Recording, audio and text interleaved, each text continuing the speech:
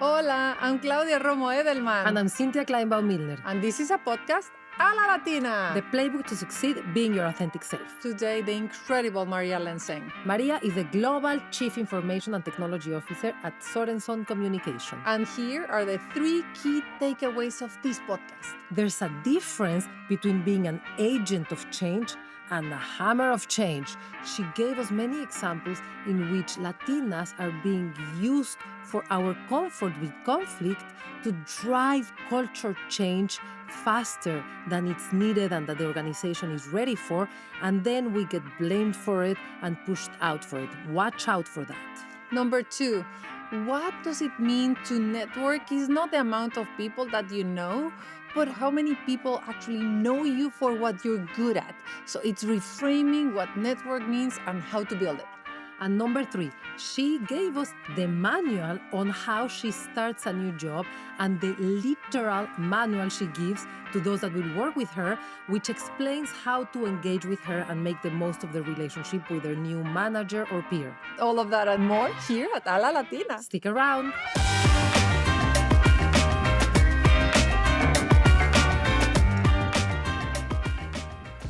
Before this episode starts, go to alalatina.com and sign up for our newsletter. We've put together a ton of career advice and worksheets that you can download to manage your career and get to the top in half the time with half the bruises. A La Latina. Today, a very special guest and an incredible woman, María Lensing. María is the Global Chief Information and Technology Officer of Sorenson Communications. She is the former president of healthcare services at AT&T, the former CTO at McKesson, and the former Chief Strategy Officer at Walgreens. She's on the board of High-Tech, the Hispanic IT Executive Council, and of her own company, Sorenson. Amiga, very few women trailblazers are guiding and so supportive of everyone like you. It's such an honor to have you with us. Thank you so much for having me. It's an honor to be here. Yeah, we've just been waiting for at least a year and a half, but that's great. It's good. It only took a year and a half to get this schedule. It only took a year and a half. Yeah, so for everyone that's not aware of our scheduling shenanigans, we've been trying to interview María literally since season 1. And we've had her in the schedule twice, and for whatever reason, she had to cancel. So I'm super excited because I've had so many questions for her, and now I'm going to get to ask them. And we want to start with our favorite subject, which is you. What made you be who you are and what you do today? Yeah, I wish I could tell you. I've heard your podcast, by the way. I am in such great company. I am honored to be here. And when you hear the stories, right, I don't have a story that was like, I always wanted to do this. I really think I'm somebody that got a lot of support along the way to find myself in the different eras, stages of my life. But what started me is always a desire to do something better than what I found. So I have a desire to improve every situation I'm in. And ultimately, I never thought I'd be one of, what do they call it? It's like 0.01% of Latinas that are actually executives in a C-suite, in the Fortune 10, in technology. I've been so blessed in my career. And that has been something, again, that I started out of a desire to improve the situations I was in. And honestly, people that just saw something that I didn't and pushed me to get out of my comfort zone. And thank you for that, because it's been a blessing. So you've been the 1% of the 1% of the 1% of the 1%, not only in the companies, in the areas, in the sectors, and in the gender that you have. But how did it all start? Where are you from? How was your family set up? What did you study? How did you make it to where you are? What values were along the way? Great questions. Originally from Peru, I was there for 14 years. My dad was a 2-star general in the Army, super disciplined. He had 2 PhDs in education and psychology. My mom, she was a trailblazer. She was a woman in Peru that wanted to be a lawyer, but wouldn't let her go to school in law school. The schools wouldn't accept her because she was a woman? That was one of it. The family also actually didn't let her go to college. She actually had to leave home. She had to escape home to go pursue an MBA, which is the most that she would do. And she became the COO of a law firm. So she was the VP of operations and managing all that as close as she would get to it. That's what she would tell me. So I grew up with highly educated and really just hardworking parents. They both grew up with very little means and grew up to have a lot of means. And then something really tragic to our family happened, which is my baby brother got cancer. And When he had leukemia, it really shifted everything in our lives. My parents were already retired by the time they had us, actually, and they dedicated their lives to really enjoy retirement and enjoy time with us. And when the baby one, my brother, who is about 6 years younger than me, he got sick, that's all they did. And so he was, unfortunately, had a lot of complications, heavy complications. And because my dad was one of the best known names in Peru, he went to the top doctors there and said, where do I need to take my child to get him cured? Tell me, if I need to go to China, I'll go there tomorrow. And they said, no, General, the treatment for cancer and leukemia is the same all over the world. And they weren't lying. What they failed to mention is that, we might be in version 1 in Peru and the United States is in version 14. And so unfortunately, they gave him the wrong treatment and it actually started to kill him. So they wouldn't tell us that. They just told us one December that we needed to get ready for my brother to die. And it was probably the darkest time in our family. I tell you this story because it's actually a story of how I came to the United States. We always knew we'd come here to do our masters, we had our trust funds, all of that. And then the treatment for cancer in Peru is extremely expensive. So everything went to them. And a friend of my dad, he had taught at the school here, at the officers' school. What is that called? West Point. Yeah. And he met a lot of different generals there. And one of them knew of St. Jude Children's Research Hospital in Memphis. I said, have you heard of them? They made an appointment for my brother. The hospital wouldn't let him leave. The doctor said he'd die in the airport, in the plane. I remember my mom had to sign, thank you, American Airlines, because they let him fly in the plane. All of these things happened. And they came for a check. They said, we're going to make sure that he can survive for 2 weeks. And they both passed away years later here, never returning to Peru. So, oh, wow. Your parents, you mean? My parents. Yeah. So we were left behind for 6 months. Then we came to join them and we stayed because something about the Latino family is that we're very tight, very close. Mm-hmm. My brother, 6 months without us, he was a baby. He started going into depression and that really hurt his treatment. So when we came to visit for what was our summer holiday, right, December through March, the uptick in his outlook, in his treatment, the doctors begged us to stay. It's like clearly the family unit is really important to your brother and his health and his ability to survive. So we stayed, and that's how we came to the United States. And not only that's the way that you came, but also it has shaped you because you're taking care of your brother. Well, yeah, I'm the oldest in the next generation, right? And take care of the brothers, both of them. I mean, today my parents both have passed away. And so my baby brother, who's still alive, and it's a miracle, That's amazing. Unfortunately completely paralyzed. So he's in a wheelchair and he needs, 24/7 care. He lives with us. I get the privilege to be the legal guardian of him. And I think many, us in Latino families, my parents would have never thought of sending him to a home or anything like that. And I know many of the people that listen to this podcast probably has aging parents and, they also lived with us while they were, in the last years of their lives. And it is quite a privilege. It does feel like a burden to a lot because you have to take care of them. But I mean, guys, like the privilege that it is to come home and I'm in corporate America and it's stressful. I'm not going to deny that. We're making decisions all the time, tough decisions. You have to make calls, especially at the CEO table. That is the outlook and the livelihood of many people. And so that's high stakes conversations. But you get home to take care of somebody that can talk and can walk. It centers you. It makes it very real for you that, yes, we're making tough calls, but we still get the chance to think and we get the chance to speak. And what are we doing every day with the gifts that we're given? So I love it's part of my life. So I guess I grew up with it. But, it's really true. We Latinas, we have 20 hours more of house chores than other people in the US. And that is because we, in a number of places, in a number of cases, we live in multi-generational families where we take care of our parents, our siblings. And so that's in addition to the work that we're doing. And instead of seeing it as a burden, I think it is incredible to see that you see it as a privilege and something that allows you to see more and to be better as a leader in the jobs that you're performing, in your decision making, and like in your perspective setting. Yeah, I mean, and maybe that's maturity through the years too, right? I have to admit, the early version of Maria, climbing up the ladder, had to prove herself, right? It was a very different environment. You're literally the only one, the only woman, the only engineer, the only Latina, the only one with an accent. And sometimes that didn't give you credibility from the get-go. But competence is the greatest equalizer. So you have to be good. I will tell you that when people ask me, what made your success happen, I have one answer. His name is Brad Lansing, right? My husband is my support system. He allows for me to have help, to be able to give the 110% that these roles require.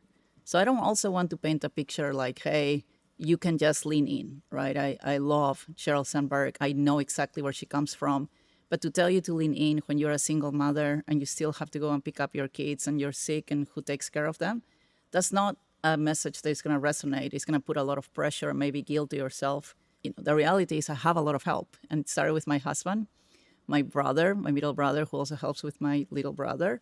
And God gave me means. I'm very faithful, so not offense to anybody. I just truly believe in God, and I think He's enabled me to be successful. So I have means to take care of my brother. Yeah.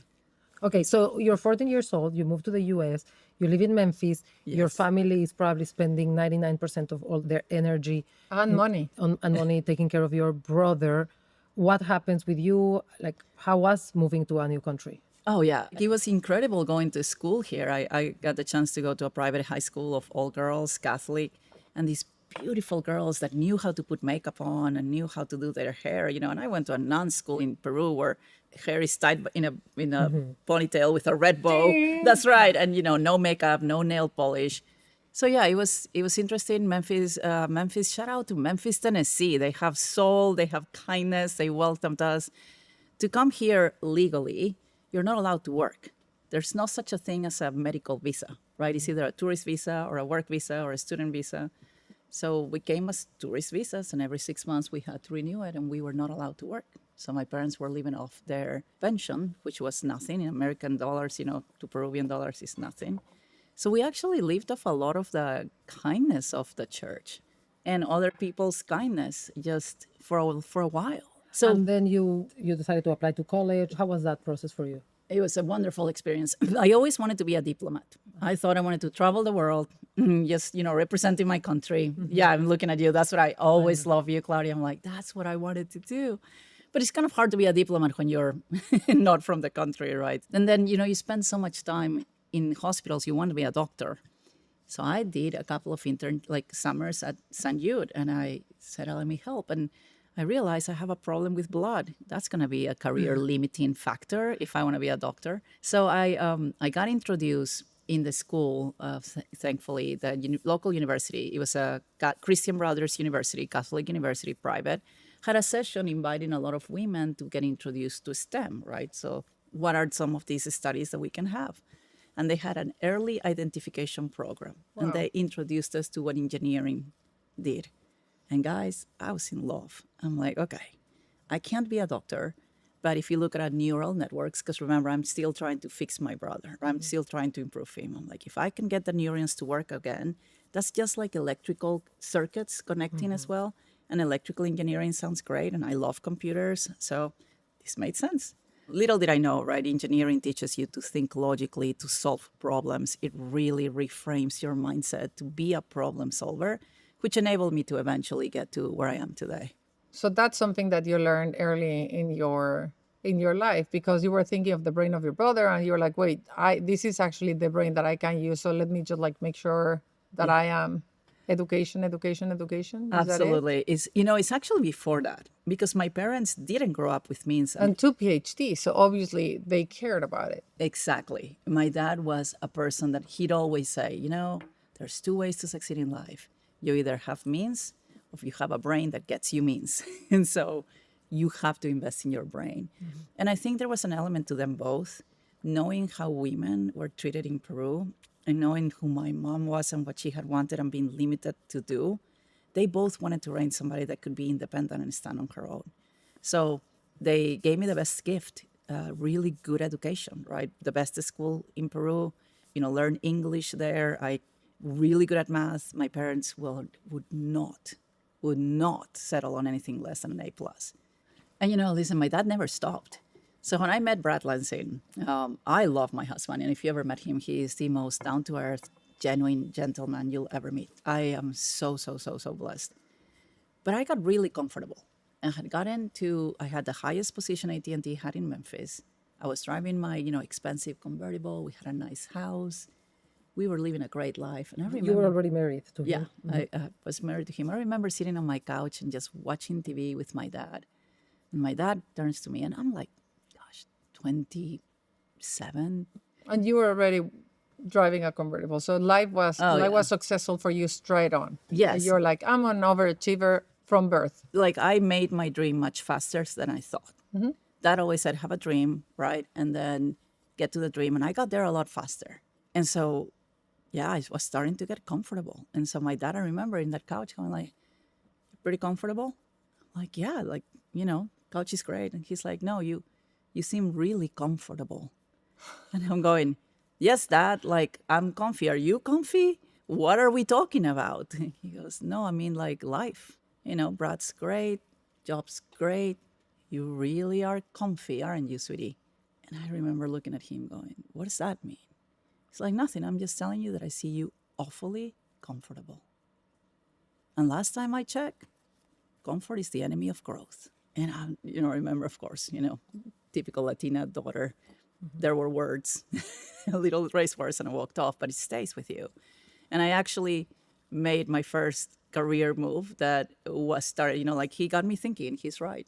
When I turned, the big 40, and I was a C-level executive at a 14.6 a company in the United States, and I'm like, Dad, he's like, how do you feel? Comfy. No. No, No, growing, painful. but then she went somewhere else again. Right, so- right. And he said, how are you feeling? And I said, Dad, I never thought I'd get here. Like my wildest dreams, I never dreamt this. Like I'm so blessed. And he goes, dream bigger. Yeah, so that's when. So before we go to your, Yeah. I feel like the second stage of your career, Yeah. right? Like, so you were 27, you had a convertible, you had kids back then. No, I waited Okay. 5 years. Okay, because I wanted to ask you, and I guess it's still a relevant question. Did you ever have to say, I'm gonna slow down right now because I want to focus on my family, or you've always had the accelerator on your career, and then you added the kids to that convertible? Kids Yes. and brother and, Kids and and brother, parents yes. and Yeah. Actually, exactly what you just said, Claudia, is what kept me from having kids for a long time, right? I already was taking care of a tribe. I took, like my parents, they gave me everything. So as soon as I was graduated from college, making really a good money as an engineer, I immediately bought them a house. That's how I met my husband, actually. I told my parents, pick a house, I'll just need a room.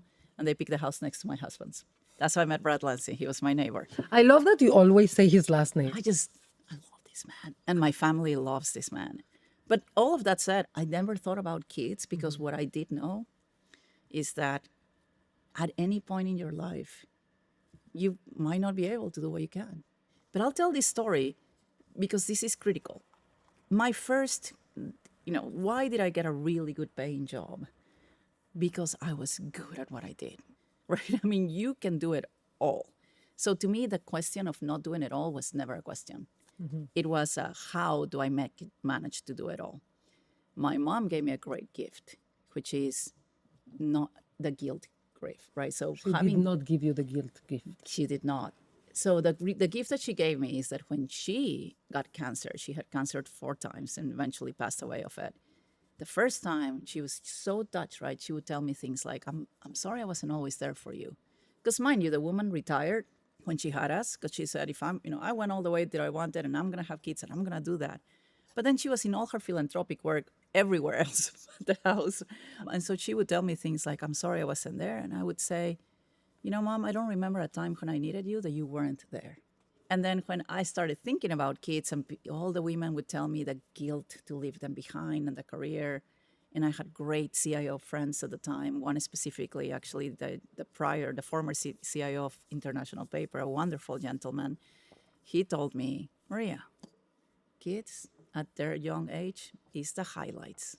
Have them quickly. Keep going. Because when you get to a point of power and influence, then they'll actually have more to get from you. So we decided to have kids based on that. And funny story, I actually got promoted to being an AVP at AT&T, which is a big deal, when I was 6 months pregnant. amazing. Yeah. So there are 2 things to learn, right? If you are really good, they're not going to care if you're going to go have a baby. I mean, people have procedures for 6 weeks all the time. 2, there are companies out there that will appreciate more what you can bring to the table than the fact that you might have a child. And so a combination of both is a great place to find. And there's one piece that you said that reminded me a little bit of, I think that the way in which all these idea of quality time and quantity time and so on applies not only to your kids and your family, but also to your partying and your fun time. Because it's like work hard, play hard. The play hard can also be quality. That's So right. you can actually, you don't have to party the entire weekend. You can just go for a couple of hours and have a blast. And, like in a way, I think that the question for balance they were talking about, like hardcore accelerator, but do you enjoy life? How much do you enjoy life? I think that both of them are a matter of perspective and making sure that you're able to take care of your brother and your family and your kids and nevertheless kick butt here and so on, as long as like you have a dimension. We never speak about like how much you can, like prioritize and level up depending on the moment. Well, I'll tell you something. I don't think women talk about enough the fact that we should have different standards for the different roles we play. So I demand, as a C-level executive, the best performance in that role. Fully aware that my performance as a mother can be a C minus, Right. right? What does that mean also? Like on the weekends when my kid plays volleyball, the oldest, and we go on volleyball weekends with the moms, I'm the one that doesn't know anything. I don't know where we're going. I don't know where we're playing. And I depend on the other mothers that are amazing. And That give you the look. and they are supportive. And I'm transparent, just like you as a leader, right? You start and you say, hey, I have an accent. My, original language is Spanish. If you didn't know, Spanish has a lot of negative in its language. I don't know if you guys noticed, but, we start with like, no, claro. Yes. My husband always gets upset. He's like, why do you start your sentences with no? Because that's a Spanish thing. Yes. So in English, however, that's considered a I negative. never No? thought of that. No. Okay, you're right. No, I yeah. need, No, sí, Mateo, claro. this is for you. It's not just me. So for everybody, right, know that. So when I talk to my team, I introduce my teams that I work with at work. Hey, the Spanish language is a little harsh. If we get excited, I raise my voice. I'm not mad. I'm excited. And I do use a lot of no's, so you have to remember that's just a translation going on in my head.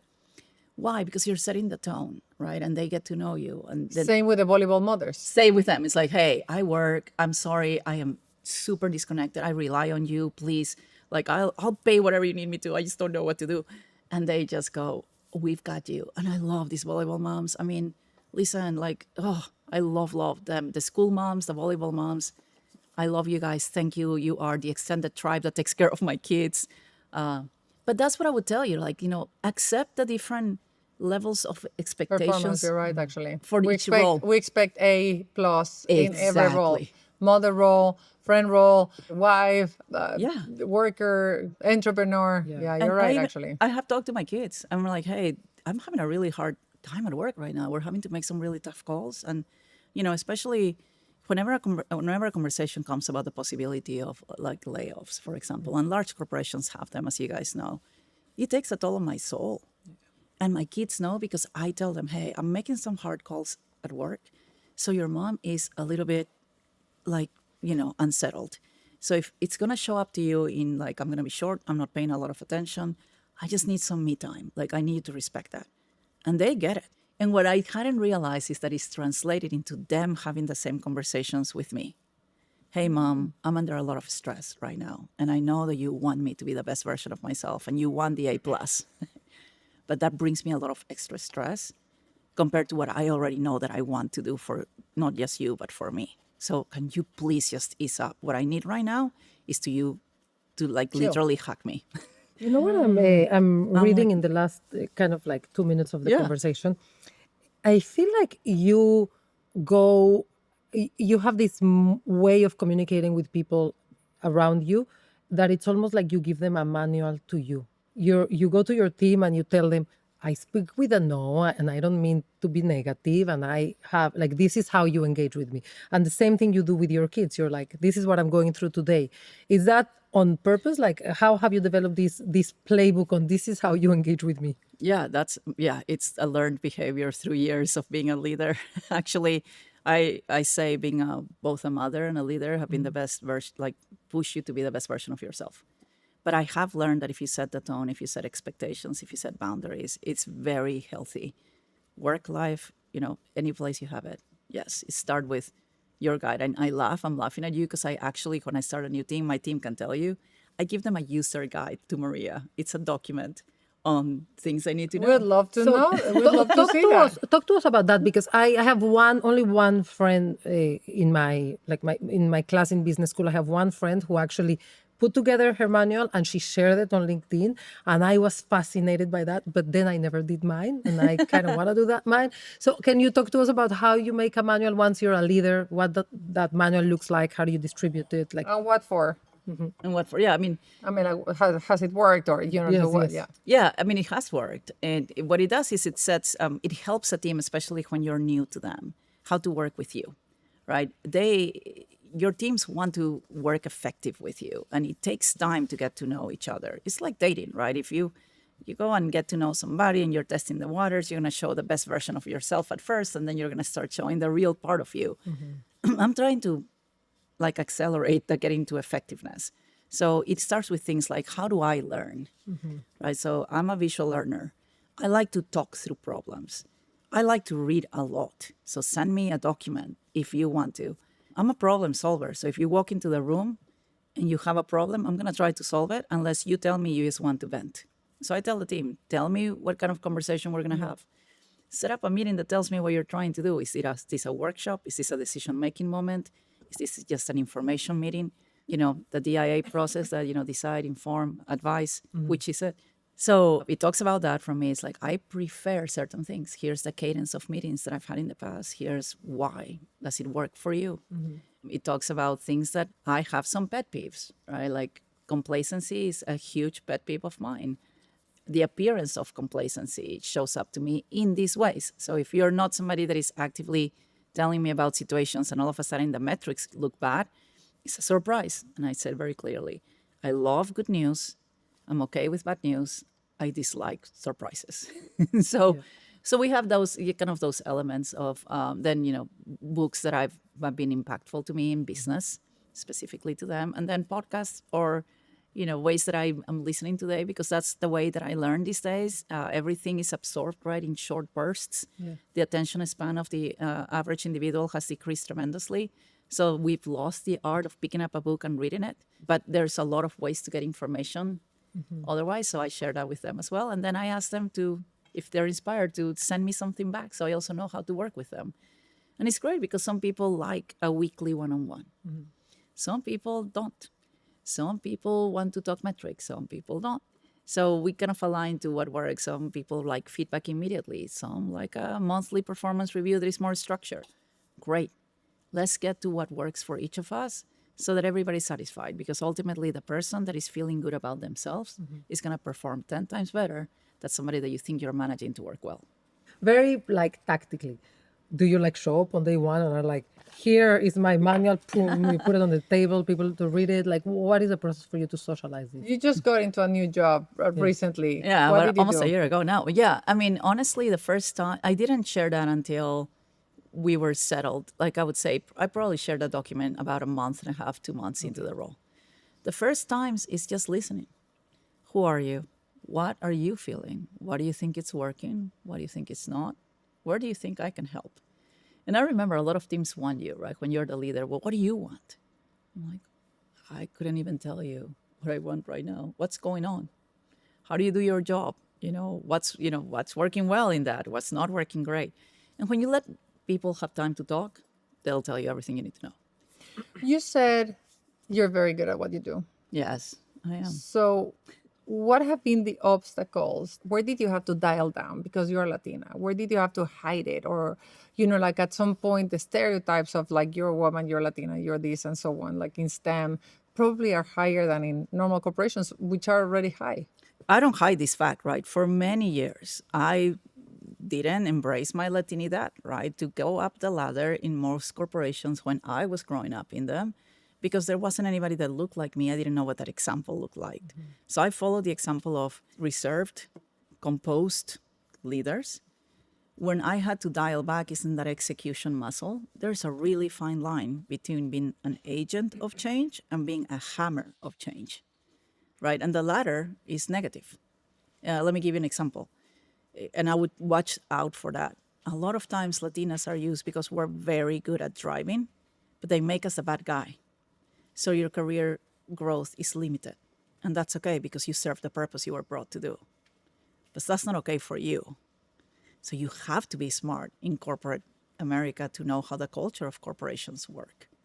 And even if your boss, and I've learned this through experience, right? I've unfortunately have worked through where a boss was pushing me to be a hammer of change and negatively impacted me and my performance as a leader. I get it.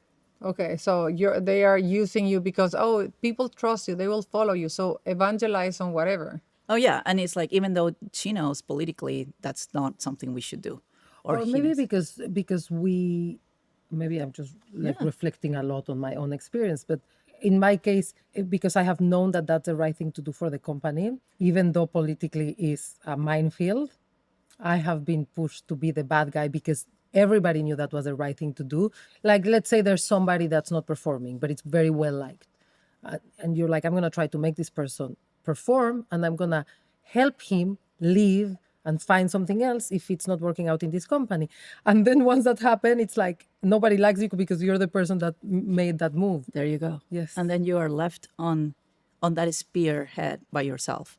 So what you need to understand is you can't move faster than the culture of the company you're in, no matter how much support they tell you you have. The support you have is really built by the people you serve, right? So you're a leader.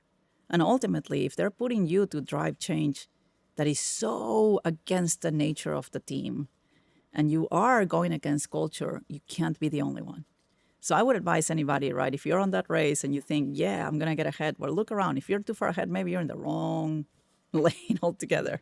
So those are things that you have to learn. And so I wouldn't say that I'm good at politics as much as I've learned how So to you work with denied them. your Latinidad Absolutely. You have to and you dial it were down. like a A white Caucasian guy. Yeah. Like, call me Mario. Yeah, exactly.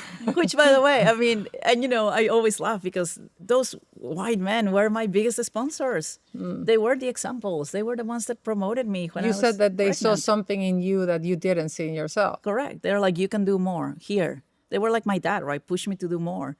And I needed them. They were the ones in power, right? And they recognized and they supported me. Where I've had tremendous success is where those men really supported me driving change. How do we do it? Many of our guests tell us someone saw something in me that I didn't. How do we change the equation so that we can see in ourselves without having to wait the luck that someone sees in yourself? Well, I think you're doing work, candidly. That is the beginning. We have to showcase more of what's already there. I talk to women today, Latinas, that don't know of the Claudia Romos, of the Nina Vacas, of the Lily Gills, Ramarisa Solis, all of these wonderful women, Latinas, that are killing it. They don't know. Oh, you mean the chief marketing officer of the NFL is a Latina? Yes. You mean this high power CEO is yes. And so we hide. We hide because the people that are gonna be in these roles, very few of them especially, right? Like I still have an accent. I can't hide from being a Latina. But for years I thought I would. Is when I finally brought it together to say, yes, I am Latina and I'm an executive. That just became really strong for me. That's my next era. So if you look at my growing era, my developing era to my what I would call my Power purpose and influence era, it's a decision of what do I want to do, not anymore of what people want me to do. Yeah. So even that shift of where people saw something in you and pushed you to where you actually say, well, how about I also decide what I want to do? You're such an analytical person. I can see the engineer in you, like analyzing and saying, like, oh, I see the performance that I have in everything. So having been there, done that, and being in the position where you are, I'd like to ask you two things. The first one is, what is your playbook? You gave us a sense of how to work with you. What is your playbook? What would you tell young Latinas watching you that are care for STEM or care for corporations in a way that is like, okay, so start by 1, 2, 3. And the number 2 is on IT, right? Like on tech. Yeah. Where do you see tech going and how do Latinos get into that wave? So for the young Latinas out there, first and foremost, right, again, don't fall into the trap that you have to decide your life at 18. You're going to have different stages in your life. The first stage is you have to get really good at one thing. Be really good at it. I don't care what they tell you. You go to college, lean into something that you're good at and you like. People are going to talk to you about passion and stuff. They're probably later on in life where they can actually care about passion. You have to develop competence. And competence is I'm great at this, I'm going to lean into it, and I'm going to get really, really good at it. Because networking, as in how many people you know, is a fallacy. Networking is about how many people know you. And people know you because you're good at something. So spend the early part of your career in getting really good at something. Then the next stage of that career is start getting that general sense of how to manage. Because once you get really good at something and you have earned the respect and the credibility to be asked to do more, then start to expand. And it's going to get uncomfortable because now in this stage, you're not going to do yourself as much and you're going to get into positions you're not the expert. It's great development for you. As an engineer, move to sales. I talk about that move all the time. It's the best thing that happened to me and the one I resisted the most. So that's the next stage. Start doing your general knowledge. Then develop leadership skills. That's when passion comes in. Then you get to marriage, like what I'm really good at, what I've learned that moves a company, right? If you have a chance, minor in finance or economics, I promise you it's all going to set you up for the future. I do it today as an engineer. I tell my engineer friends, we should have learned finance. Do that piece. And then later on, then worry about a passion. By that time, you've earned your spot, you've earned your credibility, you build a network of people that know you and respect you and are going to be there for you. And success is not alone. I would say resist the urge to be perfect. Perfection is not possible. Excellence is. Seek excellence. Do not let other people define success for you. I can't say enough of this. Everybody is going to have, especially as Latinos, right? The tias, los tios, everybody has an opinion on what success should be. It's got to be you. The show Shogun, which I really enjoyed actually on FX, talked about the three hearts, right? The Japanese thought of the three hearts. There's the heart that you tell people, the heart that you keep to your family, and the heart that you don't tell anybody.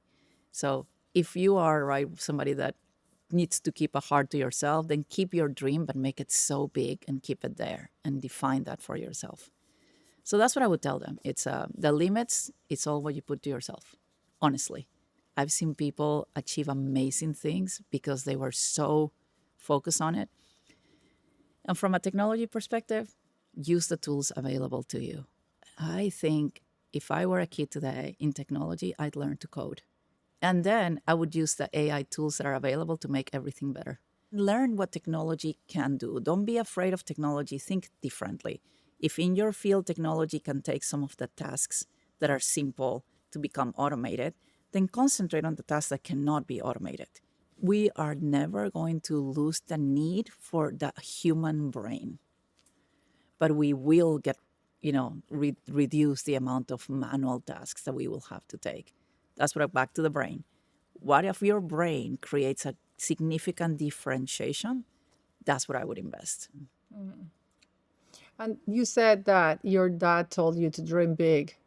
So, what would you tell your dad now that you're dreaming of?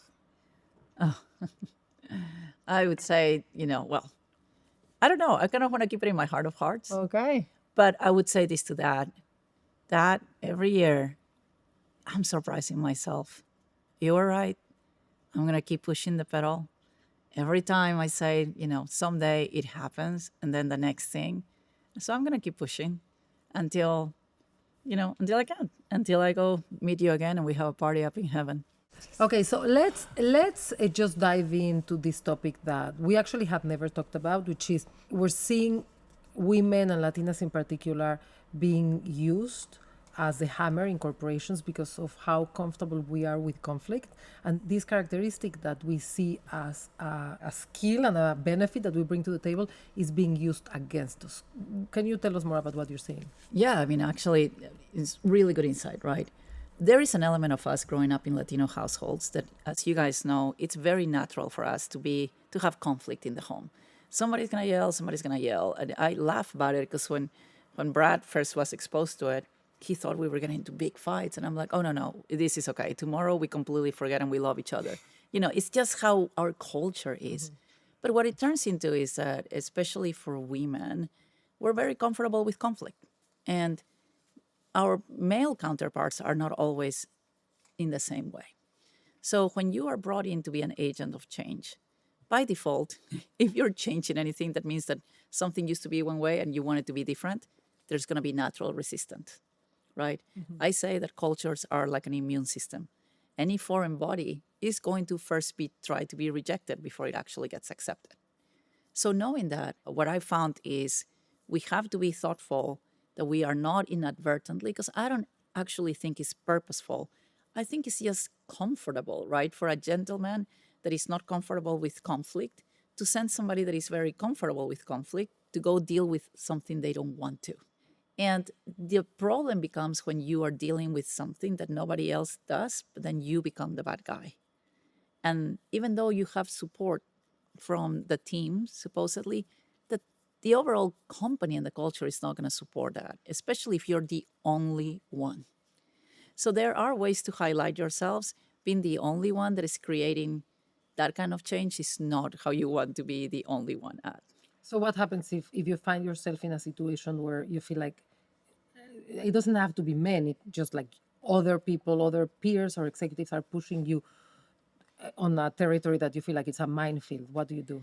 Oh, I've learned. So, by the way, you're absolutely right. My first interaction with a woman, so I'm not going to say it's a male. Like, it's different situations can put you there. But what I have learned is you just say no. You say it in the right way, which said, you bring up a great point. I think that if this is a problem you've seen and a problem I've seen, we should take it to the table, whatever your table is, right? And see how we want to handle it. And when they say, well, somebody has to do it, why don't you do it? You say, I'm actually not that comfortable being the one doing it. I think somebody else probably can do this. I mean, I'd love somebody with more tenure and a lot of, support in the table. Or I'm right behind you, or Yeah. And there's times that I say, okay, I cannot be the only one, right? So I need other people to also be doing their stuff. If not, I'm going to sit tight and just, handle it the same way you guys have been handling it, which is ignoring it. Yeah.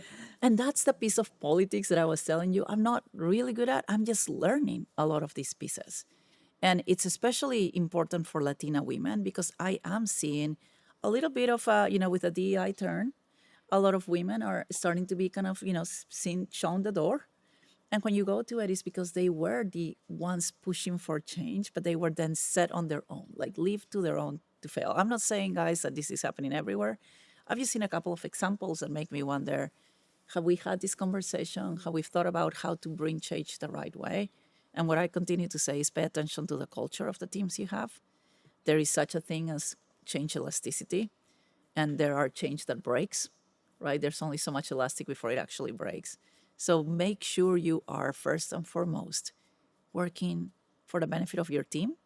If I know what the right thing is, and I'm still being pushed to do something that is not right in my mind, you should say no. You don't have to be like, no. You can say, I'm not as comfortable with that. Tell me a little bit more as to why you want me to do this versus somebody else. Because maybe there is a reason for you, but at least have that conversation be aware. on your power. I love it. Maria Lensing, thank you so very much for being with us today. Thank you for having me. This is so fun. Yes, and with your advice, your wisdom, I hope that many Latinas can lead and succeed. A la Latina!